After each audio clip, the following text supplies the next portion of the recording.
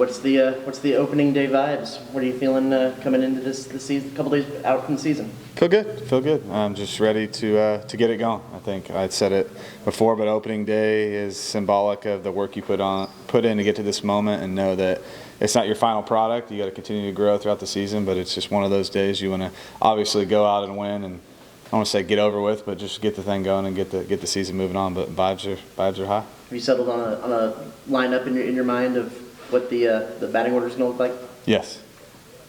Any hints? Any big defensive, especially in the defensive alignment? Jace is playing center, and then figure out the rest. No. Yeah. We got yeah. I think TK is going to go in right, unless something drastically changes in the next day, and he's going to play there. Sorrell will be out the foreseeable future until we feel like he's 100% healthy, and TK's earned it. He's earned it, and he's played really, really well since he's been here. But he came back from break in a really, really good spot. So he's earned that, and then a couple other spots. I haven't talked to the players yet, so that's why I don't want to say anything. But I'll let guys kind of know today. Today will be the one night you roll in and kind of know, and whatever good feelings you have, great. Whatever bad ones you have, sleep on it. Come to the park, ready to go and be a great teammate. Is there anything you learned from that opening scrimmage? Anything about any of the players that stood out to you, or just from that first scrimmage? TK was one of them. Obviously, he played really well and not fazed by a crowd or an environment. But yeah, just kind of more so the same. Just guys kind of solidifying what we thought, and I learned we have a great fan base, or didn't learn, but continue to get reminded. So that was really cool. Thinking back to last summer when Ryan gave you the call that he was going to come back and pitch for you guys, just what was that conversation like, and just how have you seen him continue to progress as a pitcher this offseason, knowing he's going to be one of the arms you lean on again? Yeah, I remember I talked to him a couple hours before he called me, and I think he was headed to the Rangers-White Sox game with his dad. I think I told you that. And then he called me and said, "Hey, did you give my locker away yet?" And I said, "Absolutely not." So it's awesome to have him back. It's for a guy, he had so many reasons. He had a really good reason he could have left, but he had a lot of really good reasons to come back. And a lot of that was his education, which is important to him. But a lot of that too was feeling like we had some unfinished business, which we're way long away from any of that talk. We got to take care of business tomorrow. But those were his reasons, and I think they're valid. And he still has a ton of baseball and life ahead of him, and his perspective on life, I think, is a big reason why he's here. What went into Prager, Lampkin, Patton, and then what have you just kind of seen from them for the last month? I think some of it's not only been earned through past performances. Obviously, Prager hasn't even really thrown much for us until the spring, so that's obviously earned by past performance. Lampkin's a little bit of, you guys can go. You don't got to, you're good. Got some players sneaking in. Lampkin's a little bit of both, like kind of how he finished the year and how he did in the fall and spring, and then Patton's is solely based on how he's performed. He's had some good history in college, but how he has performed since he's gotten here, he's been really, really good. And Weston Moss was right there, so that's just it's all been earned, on a combination, like I said, past and present, and a little bit of what we predict for the future. How much has the potential of weather impacted your week as far as game planning goes, and how many contingency plans do you have ready to roll out should there be a game impacted by the weather? We'll play when they tell us to play. It looks, for me, what I've seen, rain is avoiding the game, so we know how quick that can change, or it's right up next to the game, I believe, on Saturday. Baseball. You have seemingly have probably a few transfer guys in the field, and then you have Miles Patton in the rotation. Is there a common trait or characteristic in a transfer guy that separates him into an instant impact guy? I think the first thing, and what I've noticed in recruiting and being lucky enough to be heavily involved in a ton of our transfer recruiting just in the last few years and even this year, was the kind of person they were initially on the phone. Because a lot of those conversations are on the phone. Some of them you do get on visits, but just seeing kind of what they're about and what's important to them, I think kind of helps fit the culture. And if you can fit in with our guys in the locker room, and there's transfer portal guys we walked away from because I didn't feel like, and high school kids that I just didn't feel like they were a fit for what we did. It's just you got to fit into what we do. And then I think we've done that a lot. So, yeah, I mean, I think they're super uber talented, and I think we've done a good job at bringing in guys from, I guess, quote-unquote, smaller schools, and then them performing in the SEC, which I think we all believe is the best conference in college baseball. Is there one of those phone calls that stands out as you remember, okay, I knew from hello that this guy was going to be a guy? This year or last year, I mean, first time you talk to Wyatt Hensler, you know what he's all about. Same thing with Jacob Galloway. And, you know, Jacob was committed to us, and then in the midst of a coaching change, actually committed to another SEC school. And then 24 hours later, we're able to get him back. So, and he was like that from the beginning too. You just kind of knew what he was about. Same thing with Miles Patton. It was just like, this guy's serious. He's professional. He goes about his business. He's in this for the right reasons. He wants to win. He wants to get better, and he wants to be at Texas A&M.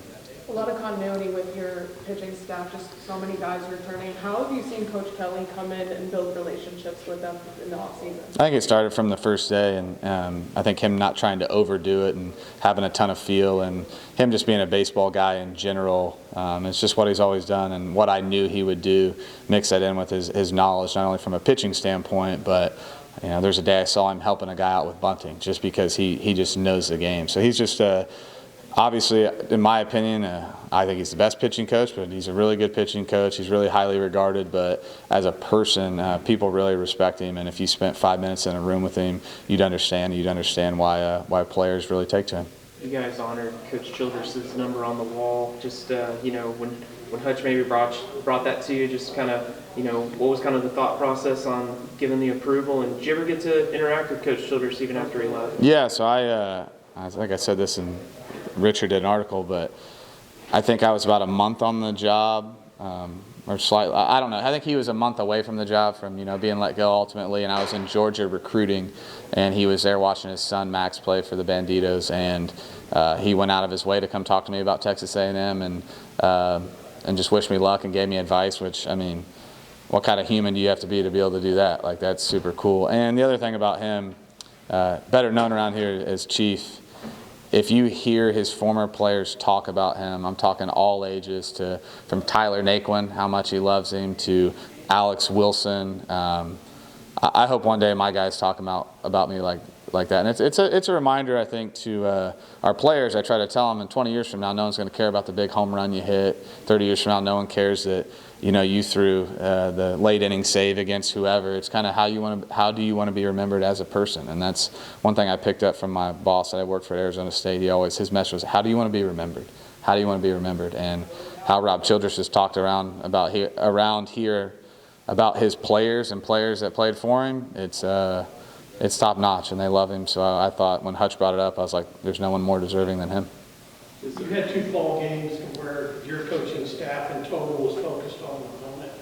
You know, in the spring, it's kind of like Coach Kelly's doing pitching, y'all are doing different things. How do you think the minutia of getting that all together is going to be starting tomorrow night? Do you think it grows, or was it instantaneous in the fall that y'all had something? I think it's both. I mean, I did something different this year too, just like a little thing. Like, we never split dugouts during an intra-squad. Like, we'll never be in that other dugout, so we're going to be in our dugout. We'll always be together, so let's always be together. It kind of helped with interactions, just with, you know, there's some guys who haven't, and this is every year. Like, I'm not sure LaViolette has ever been in the same lineup as Wyatt Hensler, except for in those 2 fall scrimmages. So I think it'll be pretty seamless, but I think we always got to continue to grow as a team and as a culture. And you don't really, you have a good idea about who you are, but you don't really know until those bullets start flying, until you get punched in the mouth one time and kind of, you know, then you either react or you respond. And I think we're in a good spot to respond. And I think just from a whole as an organization, everyone's all in and bought in. And as perfect as our off season has been, so to speak, we know the season isn't going to be like that. And nothing else matters except for what happens on the field. Is there any part of you that wants to get that first game out of the way, or is there an excitement to being, you know, this being the first game as head coach? Yeah, I mean, I could give you the cliche answer, but I'm obviously excited. I mean, I'm excited just to get it going. I'm not going to want to win any less than I did my first game. My first game at Arizona State as a coach, I was probably more nervous than I am right now, just because partly I felt like I didn't know what I was doing a little bit. And I feel like that to an extent about I'm always learning. But yeah, I'm excited. Like, I'm excited to get the season going. I'm excited. Obviously, it's my first one. I'm sure it'll hit me a little bit as I go out there, but the game usually for me tends to slow down once that first pitch is thrown. Is there something you look for, what are the things you look for most when you're selecting a catcher? The ability to handle the pitching staff, or maybe a pitcher in particular. Number 2 would be offense. Maybe everyone's style of offense is different, but to me it's, do you get on base? And that's the order. It's and I think it can change. I think we were spoiled last year. I don't think any of us may realize like how good we had it with Jackson Appel. The fact, if you even look through the SEC, there's a reason he's first team all SEC, but the fact that he could catch and could throw and could hit from 2 sides of the plate, you don't see that. And I'm not saying we don't have that here. It's just going to be different. It might be 2 or 3 different guys. So how you handle the pitching staff for me, how you catch, like how you catch the baseball, how you block the baseball, that's the most important factor of a catcher. We just happened to get lucky last year and have one that could hit in the middle of the lineup, which I think if you look through college baseball in general, that's super unique to do at that level. This is the last time I'll be able to talk to you, like, thinking forward, right? This is the last deal? Preseason. Oh, gotcha. Last Sorry. time preseason, everything else is going to be reactionary, everything else is going to be in the moment. What is that locker room's mindset as they get forward, all the expectations there?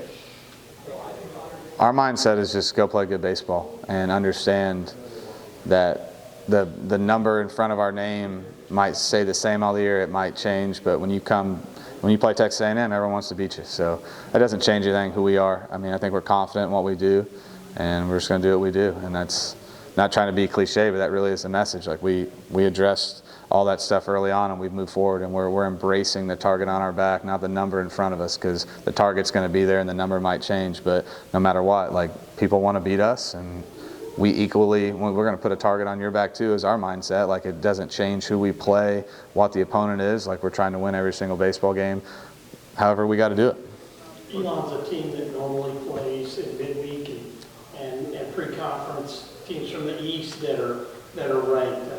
What do you expect from them, and maybe the first time they're going to see the crowds like you expect? Yeah, I expect them to come play really good baseball, just like anyone we play. I mean, their Friday starter he's going to play professional baseball. Like, he's good.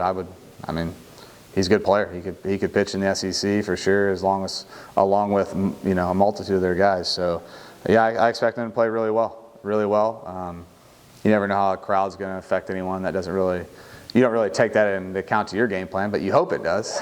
But yeah, I mean, I think they'll be strong. I think they got a little bit of an older club, and they got some veterans on there. So anytime you have guys with experience, sometimes experience outweighs talent. And we got guys like that on our team. May not be the most talented, but they're old, and old in college baseball is a good thing. Where have you seen Jace continue to mature out of his junior season? I think dealing with those failures a little bit, and just strike zone discipline, and I think go hand in hand from a mentality standpoint. And he's got a lot of work to do still, but every baseball player does. Like, it's real easy to be rational when your stats don't count or the games don't count. So just continue to grow in that aspect. And if you're a good hitter, though, you're always going to be a little obsessive. So there's a line. Like, I've never met a guy that's just completely okay with not doing good. It's just managing that line and getting yourself to a point where you can sleep at night, and that's something I really struggle with. So I try to give him the best advice I can, and he's done good. He's done really good. He's obviously uber talented. He's going to play baseball for a really long time, but him to continue to play pitch to pitch, at bat to bat, game to game, series to series, as long as he stays in the moment, I think he's going to be just fine. He's obviously got a lot of eyes on him and a lot of preseason accolades. Just how have you seen him kind of carry himself, knowing that there are a lot of those outside things with him and just the talent that he has? Yeah, if you know him, which I know some of you do, he's not